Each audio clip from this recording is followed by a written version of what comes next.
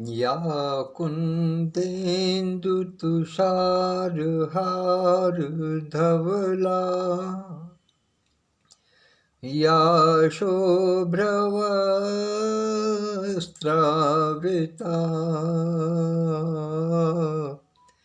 या वीणावरदण्डमण्डितकरा या श्वेतपद्मासना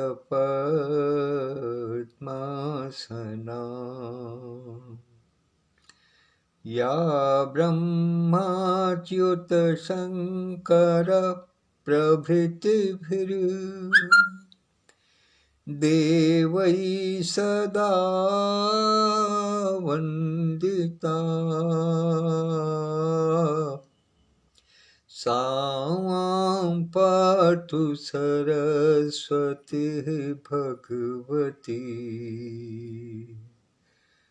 निःशेषजाड्यापहा निःशेषजाड्यापहा निःशेषजाड्यापहा।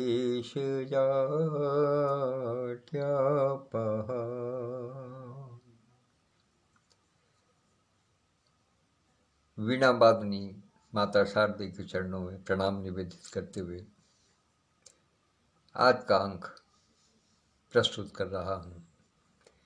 उससे पहले अपने समस्त परिजनों की सुख सुविधा स्वास्थ्य की कामना करता हूँ। आज भगवान श्री हरि का दिवस है, गुरुवार है, गुरु का दिवस है, श्री हरि का दिवस है। इसलिए आज इससे पहले कि मैं अपनी बात प्रारंभ करूं, सबसे पहले गुरु की वंदना अवश्य करना चाहूँगा वाचन से पूर्व। गुरुर्ब्रह्मा गुरुर्विष्णु गुरुर्देवो महेश्वरः गुरुर्साक्षात् परब्रह्म तस्मै श्री गुरुवे नमः। तस्मै श्री गुरुवे नमः। तो आइए आज के वार्ता प्रारंभ करते हैं। आज का वाक्यांश बहुत अनूठा है, अनोखा है। एक दिन कृष्णा के साथ,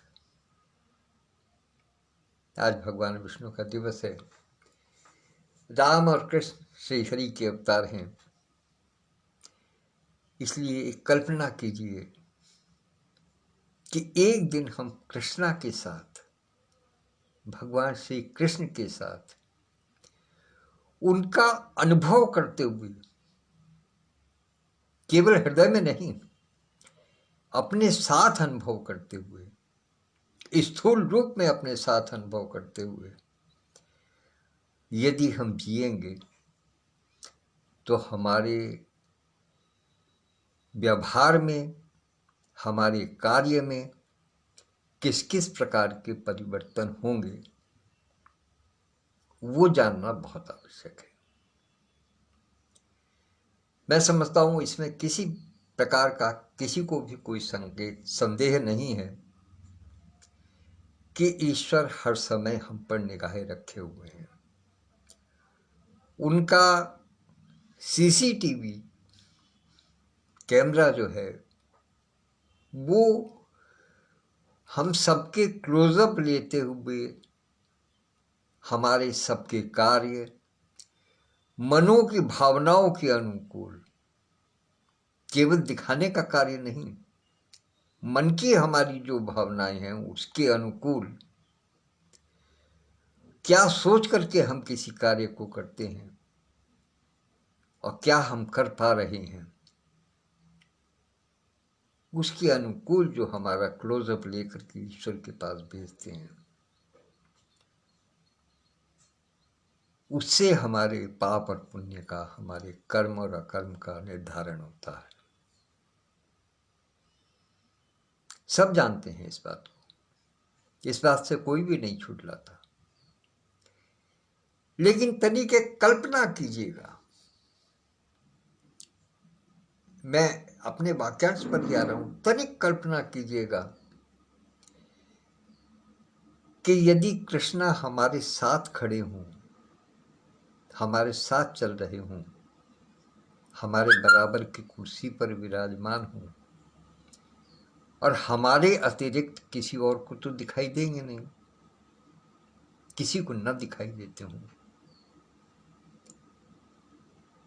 तब हमारी क्या स्थिति होगी, क्या मनस्थिति होगी। यदि हम किसी व्यवसाय को कर रहे हैं तो व्यवसायी होने का हमारा धर्म ये है कि हम अपना लाभांश उसमें अवश्य ही कमाएं, भले ही इतना कमाएं जितना आटे में नमक।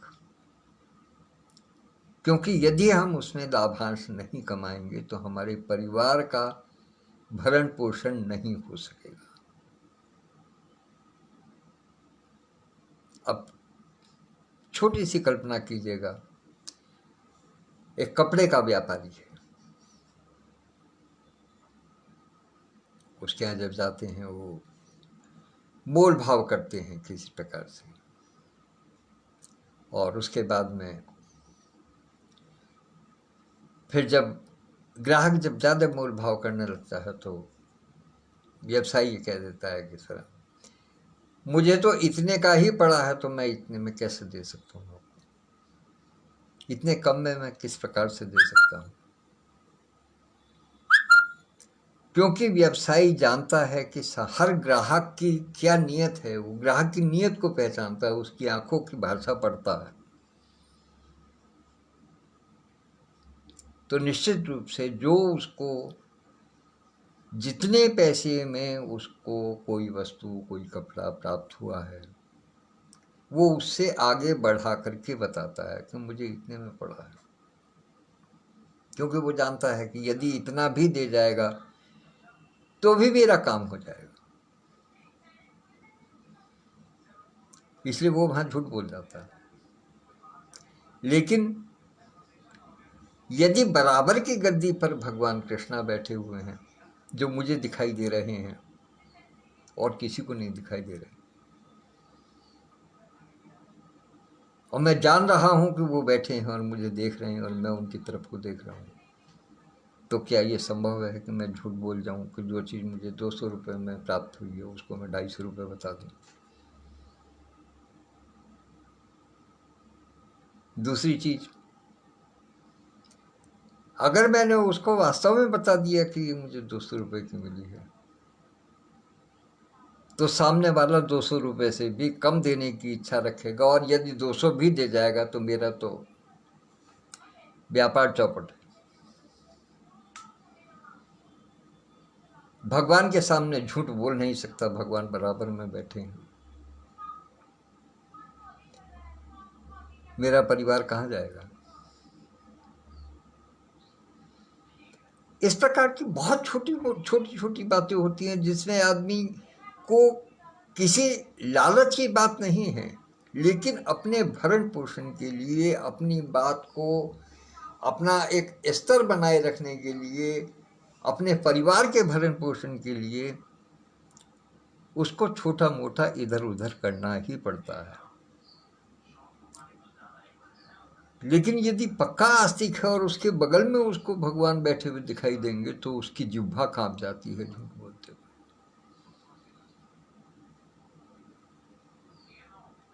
अनुभव कीजिएगा किसी दिन अपने पास बैठा करके भगवान को।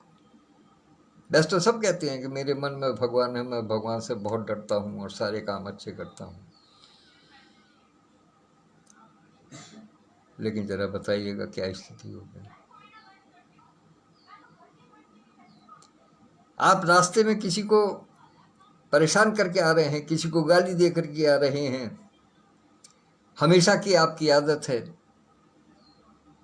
आप तनिक सी बात पर गुस्सा जाते हैं, छोटी सी बात पर झुंझला जाते हैं, किसी को कुछ भी कह देते हैं, लेकिन कृष्णा आपके साथ खड़े हैं तो क्या आप कह पाएंगे? आप किसी के प्रति दुर्व्यवहार कर पाएंगे? पत्नी घर में जब पूछेगी कि आप आज विलंब से क्यों आए हैं, तो क्या आपको झूठा बहाना बना पाएंगे? आपको सच सच बताना होगा,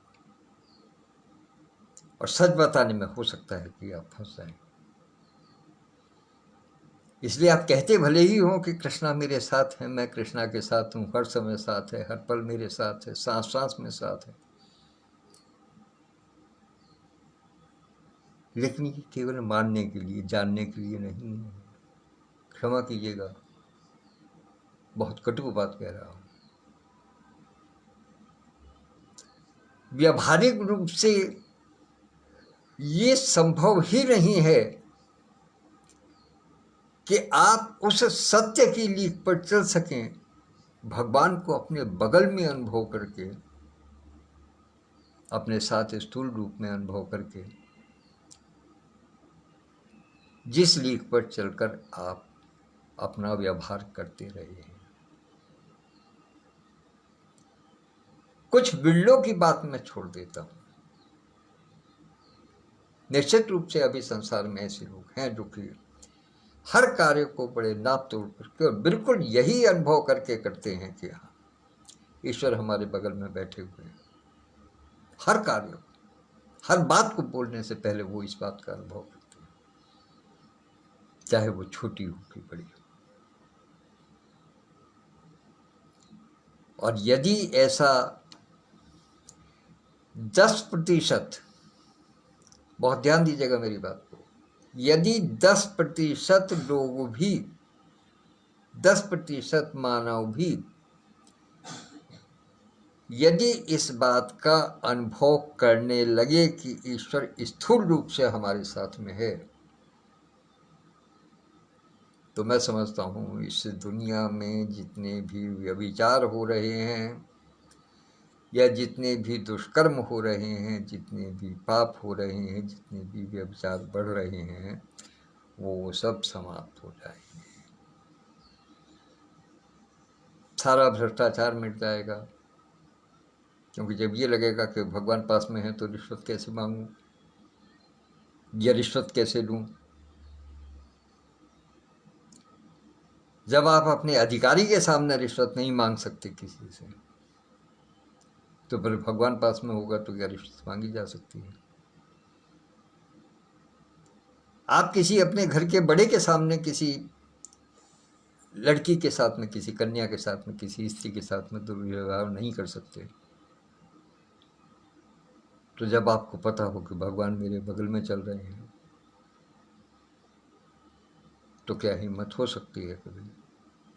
इसीलिए मैं कह रहा हूं कि यदि केवल और केवल 10% भी मानव इस बात को समझ ले, जान ले, अनुभव कर ले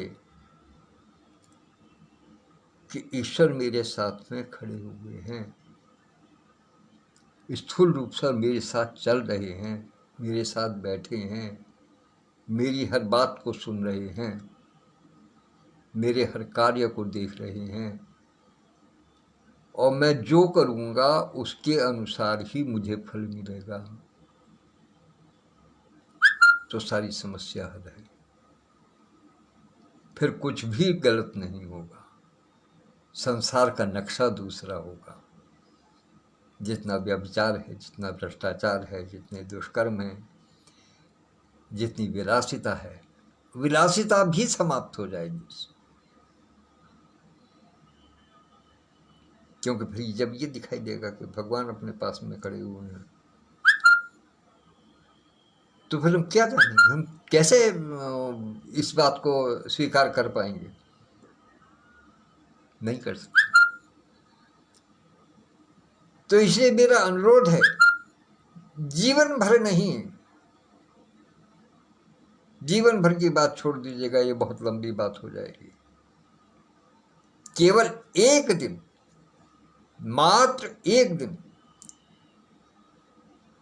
सुबह से लेकर के रात तक, या कहिए 24 घंटे, एक सुबह से लेकर के अगली सुबह तक, केवल इस बात का सावधानी पूर्वक संज्ञान लें कि कृष्णा मेरे साथ खड़े हैं, मेरे साथ बैठे हैं। उस 24 घंटे में ही आप अपने व्यवहार में, अपने कर्मों में, अपनी कार्य विधि में परिवर्तन ना अनुभव करने लगे तो मेरा नाम बदल दीजिए। इसीलिए मैं कहता हूं कि केवल एक दिन के लिए कृष्णा के साथ हो लें। अर्जुन यूं तो कृष्ण के साथ में हर समय थे, लेकिन वो जब तक उनको अपने एक मित्र के रूप में मान रहे थे, सखा के रूप में मान रहे थे, अपने एक नातेदार के रूप में मान रहे थे, जब तक तो कुछ नहीं था, सारे व्यवहार हो रहे थे, सब कुछ हो रहा था। लेकिन कुरुक्षेत्र में कुछ पलों के लिए, कोई ऐसा नहीं है कि गीता कोई बहुत लंबी चौड़ी कई दिनों में सुनाई गई थी, कुछ पलों में श्री कृष्ण ने अर्जुन को गीता का उपदेश दिया, और उन्होंने कुछ पल के लिए जाना कि मेरे साथ जो है वो कौन है, वो क्या है, वो जो कृष्णा है उसका स्वरूप क्या है। कुछ पलों के सानिध्य ने अर्जुन का पूरा जीवन पलट दिया।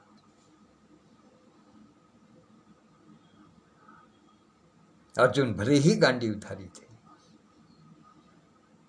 किंतु उनके पूरे जीवन को, उनके जीवन के मानदंडों को, मापदंडों को, कार्यविधि को, सबको परिवर्तित कर दिया। क्योंकि तब उन्होंने ये महसूस किया कि जो निर्विकार ब्रह्म है, जो पूर्ण ब्रह्म है, जो कृष्णा है, जो समस्त सृष्टि का रचयिता है, संहारक है, पालक है, सब कुछ जो एक कृष्णा है, वो मेरे साथ है। तब गांडीव उठाते हुए उनके हाथ नहीं कांपे, तब किसी पट्टी चलाते हुए उनके हाथ नहीं कांपे। जबकि सामने भीष्म पितामह, जिनकी गोद में बैठ करके उन्होंने अपना बचपन बिताया, गुरु द्रोण, जिनसे शिक्षा लेकर के उन्होंने गांडीव को धारण किया, और तमाम गुरु, कृपाचार्य, कृतवर्मा, कितने लोग,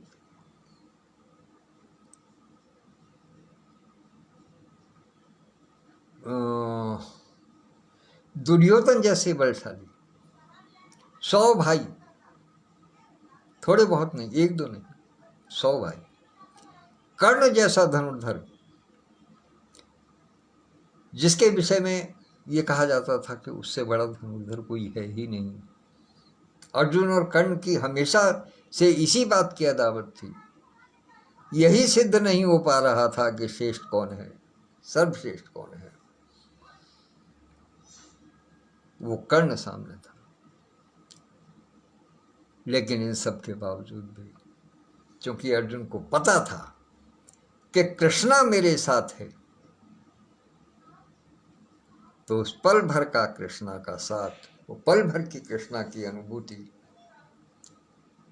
पूरी तरीके से अर्जुन को बदल देती है, उसके मनोभाव बदल देती है, उसकी क्रियाविधि बदल देती है, उसका कार्य करने का ढंग बदल देता है। तो मित्रों, मेरा अनुरोध है, अपने जीवन को संवारने के लिए, अपने जीवन को सुधारने के लिए, अपने जीवन को सुंदर, स्वच्छ बनाने के लिए अधिक नहीं, केवल और केवल एक दिन ये अनुभव करें कि कान्हा मेरे साथ है, स्थूल रूप में मेरे साथ है,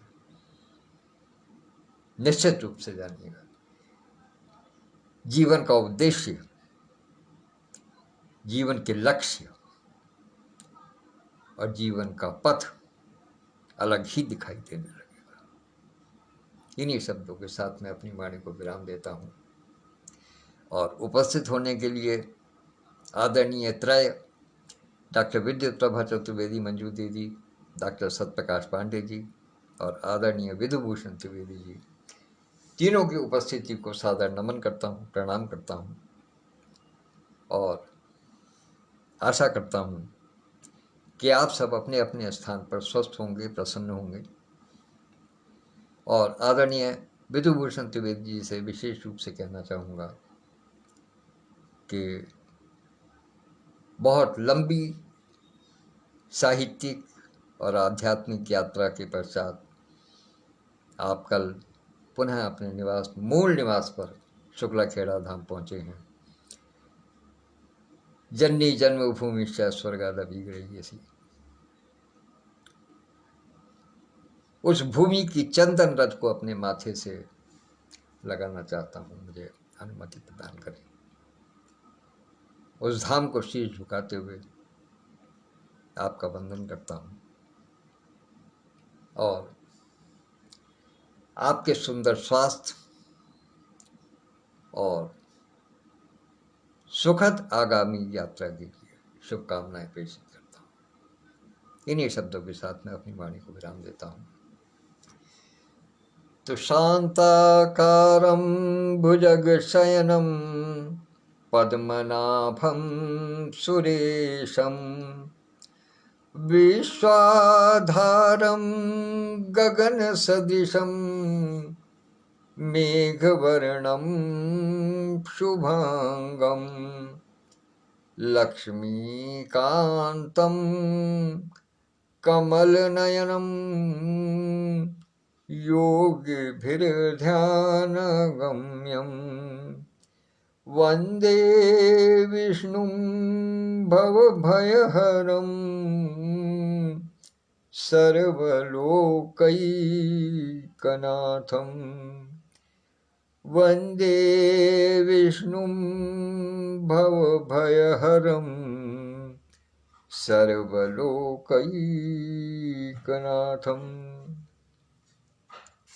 प्रणाम।